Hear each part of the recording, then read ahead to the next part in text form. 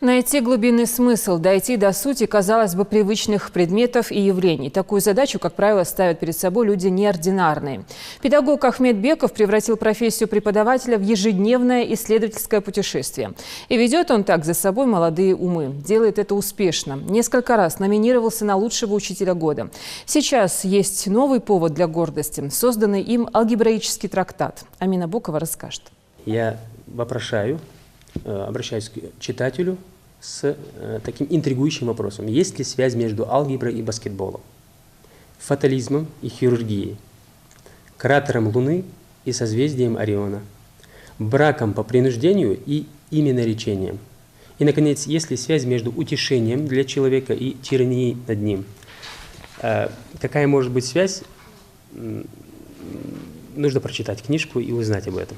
Баскетбол, медицина, религия. И все это приправлено алгеброй. Свое уникальное исследование математик Ильяс Беков назвал алгебраическим трактатом. Точно так же, как именовали свои труды ученые Средневековья. На страницах этой поистине уникальной книги автор изучает происхождение слова «алгебра» в русском языке, которое имеет арабские корни. И, как оказалось, связано оно не только с математикой, но и, к примеру, с медициной. Так, на страницах произведения Сервантеса «Дон Кихот» в оригинальном тексте главный герой лечится в доме алгебраиста. В испанском языке слово с арабским корнем означает «восстановление». Арабский корень «джабара» был медицинским термином. Что он означал?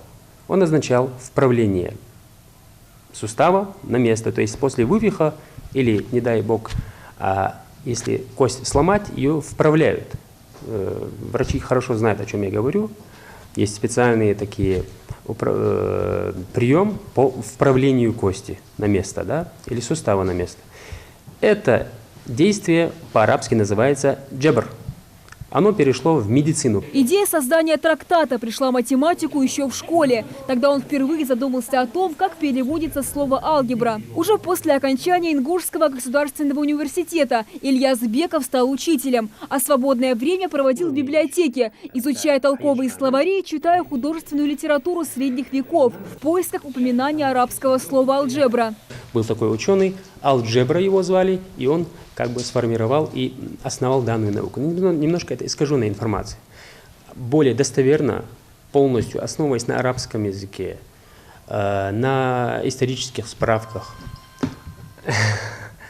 основываясь на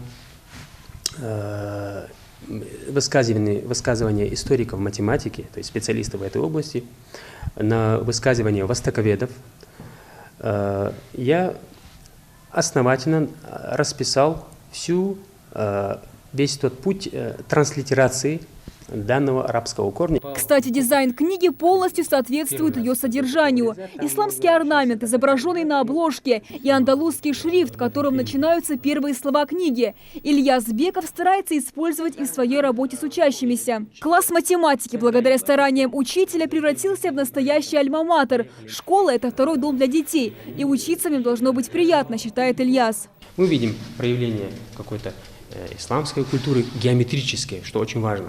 Геометрической культуры, да. Далее мы видим проявление математической культуры ингушей, то есть это ингушский, это, по сути говоря, истинг.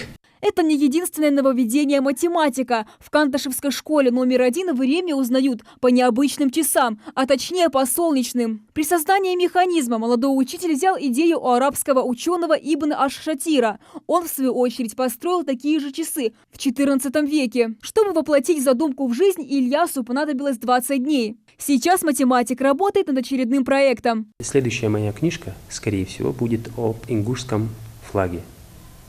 Глазами математика, конечно, то есть об ингушском флаге. Возможно, кому-то покажется эта тема скучной, но я уверяю вас, многие, даже те, кто думает, что они знают о флаге очень много, когда математики приступают к исследованию какой-то области знаний, они на самом деле удивляют. За время работы в школе Ильяс несколько раз участвовал в конкурсе «Учитель года Ингушетии». 2 раза выходил в финал. Также он победитель конкурса «Знай свою религию». Своим примером педагог показывает, что даже будучи учителем математики, можно развивать себя в разных науках. Точно так же, как и находить новые грани в привычной для нас алгебре. Амина Бокова, Магомед Даскиев, Новости 24.